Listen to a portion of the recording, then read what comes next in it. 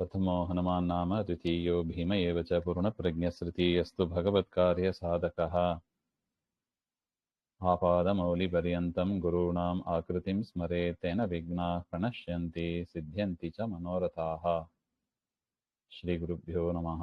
सृष्टिस्थित्यप्ययेह नियतिदृशितमो बन्धमोक्षाश्च यस्मात् अस्य श्रीब्रह्मरुद्रप्रभृतिसुरनरद्वीषशत्रुवात्मकस्य विष्णोर्व्यस्ता समस्ता सकलगुणनिधिः सर्वदोषव्यपेतः पूर्णानन्दो व्ययो यो गुरुरपि परमः चिन्तयेत्तं महान्तम् जन्माद्यस्य यतोऽन्वयादितरतश्चार्थेष्वभिज्ञस्वराड्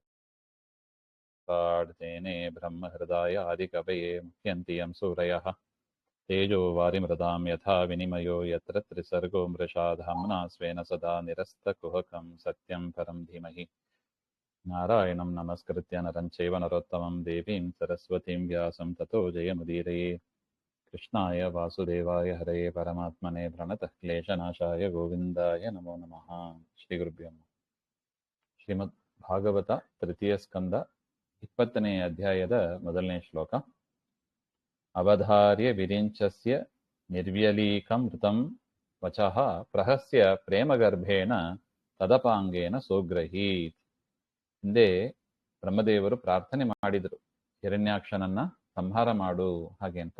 ಸಂಧ್ಯಾಕಾಲ ಬರ್ತಾ ಇದೆ, ಅವರಿಗೆ ಬಲ ಇನ್ನು ಜಾಸ್ತಿ ಆಗ್ತದೆ, ಅದರಿಂದ ಬೇಗ ಮಾಡು ಹಾಗೆ ಅಂತ ಪ್ರಾರ್ಥನೆಯನ್ನ ಮಾಡಿದಾಗ ಆ ಬ್ರಹ್ಮದೇವರ ವಿರಿಂಚಸ್ಯ ನಿರ್ವ್ಯಲೀಕಂ ಋತಂ ವಚಃ, ನಿಷ್ಕಪಟವಾದ ಸತ್ಯಭೂತವಾದ ಆ ಮಾತನ್ನ ಅವಧಾರಿಯ ಪರಮಾತ್ಮ ಕೇಳಿ ಪ್ರೇಮಗರ್ಭೇನ, ಪ್ರೇಮಪೂರ್ಣವಾದ ಕಟಾಕ್ಷದಿಂದ ಆ ಪರಮಾತ್ಮ ಬ್ರಹ್ಮದೇವರ ಪ್ರಾರ್ಥನೆಯನ್ನ ಸ್ವೀಕಾರ ಮಾಡಿದ ಹಾಗೆಂತ ಅರ್ಥ.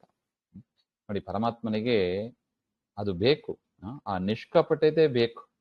ಮನಸ್ಸಿನಲ್ಲಿ ಒಳಗೊಂದು ಹೊರಗೊಂದು ಮೋಸ ಮಾಡೋದು, ಮುಚ್ಚುಮರೆ ಮಾಡೋದು ದೇವರಿಗೆ ಇಷ್ಟ ಆಗೋದಿಲ್ಲ. ಇದು ಎಂಥ ಪದ ಹಾಕಿದ್ದಾರೆ ನೋಡಿ, ನಿರ್ವ್ಯಲೀಕಂ. ದೇವರ ಮುಂದೆ ಶುದ್ಧ ಪ್ರಮಾಣವಾಗಿ ನಾವು ನಿಂತ್ಕೋಬೇಕು. ಹೌದು, ನಾವು ತಪ್ಪು ಮಾಡಿದೆ, ಸರಿಗ್ ಮಾಡಿದೆ, ನೀನು ಒಳಗಿದ್ದು ಮಾಡಿಸಿದಿ, ಈ ರೀತಿಯಾಗಿ ಚಿಂತನೆ ಮಾಡಿದ್ರೆ ದೇವರು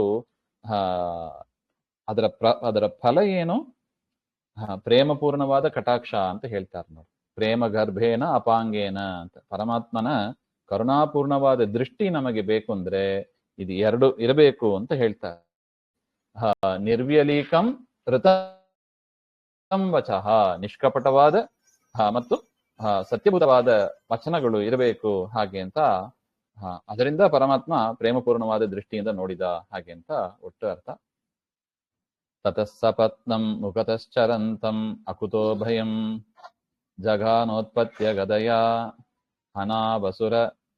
ಅನಾವಸುರಮಕ್ಷತಃ. ತತಃ ಅಕ್ಷತಃ, ನಾಶರಹಿತನಾದ ಪರಮಾತ್ಮ ಯಜ್ಞವರಾಹ ಅವನ ಸಮ್ಮುಖದಲ್ಲಿ ನಿರ್ಭಯನಾಗಿ ಚರಂತಂ ರಿಪುಂ, ಹೆದರಿಕೆ ಇಲ್ಲದೆ ಓಡಾಡ್ತಾ ಇದ್ದ ಆ ಹಿರಣ್ಯಾಕ್ಷನನ್ನ ಉತ್ಪ್ಲುಪ್ಯ ಹಾಗೆ ಅಂತ.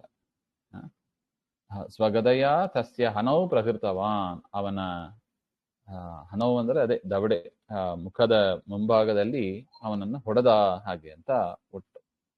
ಪರಮಾತ್ಮ ಗದೆಯಿಂದ ಹಿರಣ್ಯಾಕ್ಷನಿಗೆ ಒಂದು ಏಟು ಕೊಟ್ಟ ಗದೆಯಿಂದ ಅಂತ ಅರ್ಥ. ಸಾಹತ ತೇನ ಗದಯ ವಿಗತ ಭಗವತ್ಕರ ವಿಘೂರ್ಣಿತ ಭೃಶಂ ಭ್ರೇಜೆ ತದದ್ಭುತಮಿವಾಭವತ್. ಪರಮಾತ್ಮ ಹತ್ರ ಹೋಗಿಲ್ಲ, ದೂರದಿಂದ ಗದೆಯನ್ನ ಎಸೆದ, ಅದು ಹೋಗಿ ಅವನಿಗೆ ಆ ಹನುವಿನಲ್ಲಿ ಏಟು ಬಿತ್ತು ಹಾಗೆ ಅಂತ. ತೇನ ಗದಯ ಹತ ಭಗವತ್ಕರಾದ್ ವಿಗತ, ಈ ರೀತಿಯಾಗಿ ಪರಮಾತ್ಮನ ಗದೆ ಅದು ದೂರವಾಗಿ ಬಿತ್ತಂತೆ.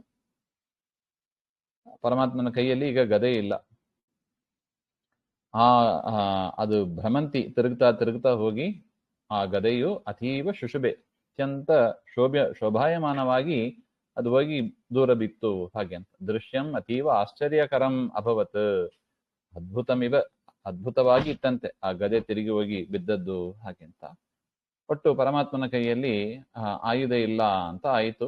ಆಗ ಸದಾ ಲಬ್ಧವೀರ್ಯೋಪಿ ನ ಬಭಾದೆ ನಿರಾಯುಧಂ ಮಾನಯನ್ ಸ ಮೃಧೇ ಧರ್ಮಂ ವಿಶ್ವಕ್ಸೇನಂ ಪ್ರಕೋಪಯನ್. ಸಹ ತದಾ ಲಬ್ಧವೀರ್ಯ ಅಪಿ,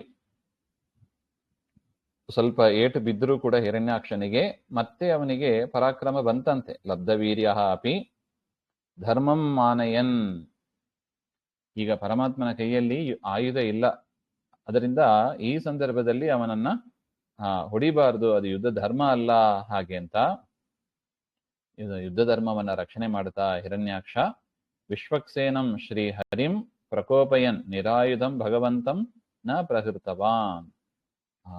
ಅವನ ಮೇಲೆ ಸಿಟ್ಟು ಬಂತೆ ಹೊರತು ಅವನನ್ನ ನಿರಾಯುಧನಾದ ಪರಮಾತ್ಮನನ್ನ ಅವನು ಹೊಡೆಯಕ್ಕೆ ಹೋಗಲಿಲ್ಲ ಹಾಗೆ ಅಂತ ಹೇಳ್ತಾರೆ. ಗದಾಯಾಂ ಅಪವಿದ್ಧಾಯಾಂ ಹಾಹಾಕಾರೇ ವಿನಿರ್ಗತೆ ಮಾನಯಾಮಾಸ ತದ್ಧರ್ಮಂ ಸುನಾಭಂ ಚಾಸ್ಮರದ್ವಿಭುಃ. ಗದಾಯಾಂ ಅಪವಿದ್ಧಾಯಾಂ, ಗದೆ ಪರಮಾತ್ಮನ ಕೈಯಿಂದ ಕೆಳಗೆ ಬಿದ್ದಾಗ ಹಾಹಾಕಾರ ಆಯ್ತಂತೆ. ಸಿದ್ಧಾದಿಗಳು ಅಂದರೆ ದೇವತೆಗಳೇ ಮೊದಲಾದವರು ಹಾಹಾಕಾರ ಮಾಡಿದರು ಹಾಗೆ ಅಂತ. ಹಾಹಾಕಾರ ಉತ್ಪನ್ನೇ ಚ ವಿಭುಃ ಭಗವಾನ್ ದೈತ್ಯಸ್ಯ ತಮ್ ಯುದ್ಧ ಧರ್ಮಂ ಪ್ರಶಂಸ್ಯ ತದ್ಧರ್ಮಂ ಮಾನಯಾಮಾಸ ಅಂತ ಇದನ್ನು ಪರಮಾತ್ಮ ಹೊಗಳಿದನಂತೆ. ತಾಬಾ ಹಿರಣ್ಯಾಕ್ಷ, ಯುದ್ಧ ಧರ್ಮವನ್ನು ಪರಿಪಾಲನೆ ಮಾಡ್ತಾ ಇದೆಯಲ್ಲ ಹಾಗೆ ಅಂತ ಅವನನ್ನ ಕೊಂಡಾಡ್ತಾನೆ. ಯಾಕೆ ಒಳಗೆ ವಿಜಯ ಎಷ್ಟೇ ಇದ್ರೂ ಕೂಡ ಆ ಧರ್ಮದ ಪರಿಪಾಲನೆ ಮಾಡ್ತಾರೆ ಹಾಗೆ ಅಂತ. ತದನಂತರ ಪರಮಾತ್ಮ ಸುನಾಭಂ ಚ ಅಸ್ಮರತ್ ಹಾಗೆ ಅಂತ ತನ್ನ ಸುದರ್ಶನ ಚಕ್ರವನ್ನ ಪರಮಾತ್ಮ ಸ್ಮರಿಸಿಕೊಂಡ ಹಾಗೆ ಅಂತ ಹೇಳ್ತಾರೆ. ಸ್ಮರಿಸಿದ ಕೂಡಲೇ ಆ ಸುದರ್ಶನ ಚಕ್ರ ಬರುತ್ತದೆ. ಮುಂದೆ ಯುದ್ಧ ಮತ್ತೆ ಪ್ರಾರಂಭವಾಗ್ತದೆ. ಪರಮಾತ್ಮ ಹಿರಣ್ಯಾಕ್ಷನನ್ನ ಸಂಹಾರ ಮಾಡುವುದು ಅದೆಲ್ಲ ಮುಂದೆ ಬರ್ಲಿಕ್ಕಿದೆ, ಮತ್ತೆ ನೋಡೋಣ. ಶ್ರೀಮಧ್ವಾಂತರ್ಗತ ಶ್ರೀಕೃಷ್ಣ ಅರ್ಪಣಮಸ್ತು. ಶ್ರೀಹರೇ ನಮಃ.